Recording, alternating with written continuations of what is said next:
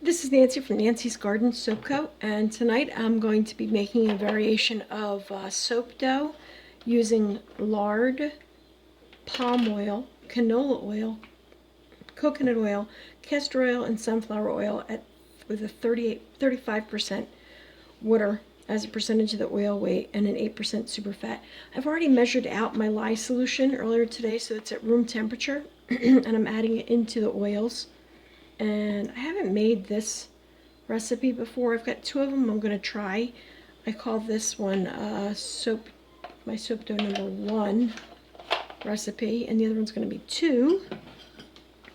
And we're going to see if we can get this to, I kind of want to compare the two because I made substitutions to the recipe that was given out, the soap challenge, when you purchased the soap dough recipe.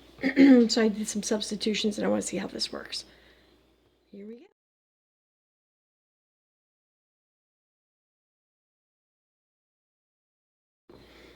go. If you purchased the Great Soap Cakes Challenge soap dough video, I think it was $7 or something. It came with 4 different recipes, and I believe for this one I'm using soap dough recipe 2, where I substituted out a couple of the oils at the same percentage. I think that's how it works. I think I substituted almond oil for canola oil and avocado oil for sunflower oil. So if you purchased that kit, that's what you could do, is try the substitution and see how it goes.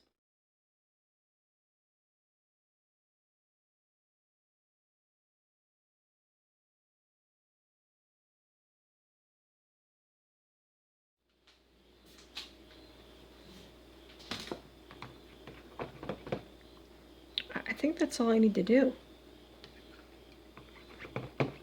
And I'm not even going to move it out of this container. I'm just going to let it stay. I didn't add any white to it. I'm just going to leave it natural color. And I have the side marked with a number 1. And on my formula, my recipe, I also have it marked with a 1 so I can keep them straight. My throat's all froggy tonight. Don't know why. Alright, I'm going to show you what this looks like in just a few seconds. All right, it's 2 days later, and up until I'd say today, this number 1 recipe that has the lard in it was really soft. It's still pretty soft right now, but I'm going to see if I can get this out of here. And not sure. Push it on the bottom. See if we can get it to release. Well, I guess I gotta freeze it. Let's try pushing on the sides. And on the top. Note to self, do this off camera. Or note to you guys, put it in a mold so it's easier to get out. All right, let's try digging some out so you can get an idea of what it looks like inside. All right, it's soft. Feels good. That's kind of cool. This I think that's gonna work. Wow, that is really nice. That is pretty nice. Let's do a quick rose or something with it.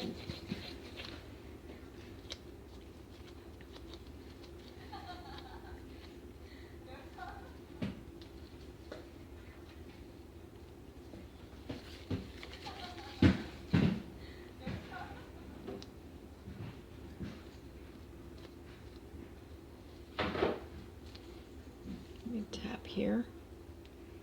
So focus. Another color would be good instead of white on black. And then I'm going to roll this like this. And that's the beginning of a rosebud. Wow, it glares tough. Let's try this. How's that? Can you see the rosebud now? And I just need one more. That works really nice. It's really nice. And what did I do for this one? This recipe here, I called 1, is a combination of, here we go, lard, palm oil, canola oil, coconut oil, castor oil, and sunflower oil. And I know that canola oils are very slow curing. It's slow to cause trace. It slows down trace, I believe. The castor oil is only at 5%. So and maybe the lard's also that way. So here I'm sticking another petal around like this. And curling it out like so. I like making these. People say, oh, it's a lot of work. But it doesn't seem like a lot of work when you just enjoy it.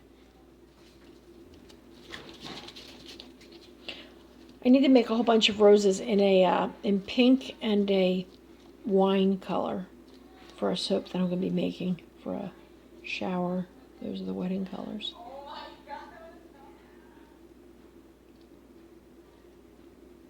And then put this one here. And there we have it. One rose. All right. Well, that is my first recipe. It's my variation on one that I got from the Amy Warden's Soap Challenge, where I modified it with ingredients that I have. I believe it's her soap dough number 2 that I modified. So if you ordered that kit, the video series. All right, I got another soap dough that I tried out that I want to test out. So this one I'm going to call a success. Number 1 recipe is a good one.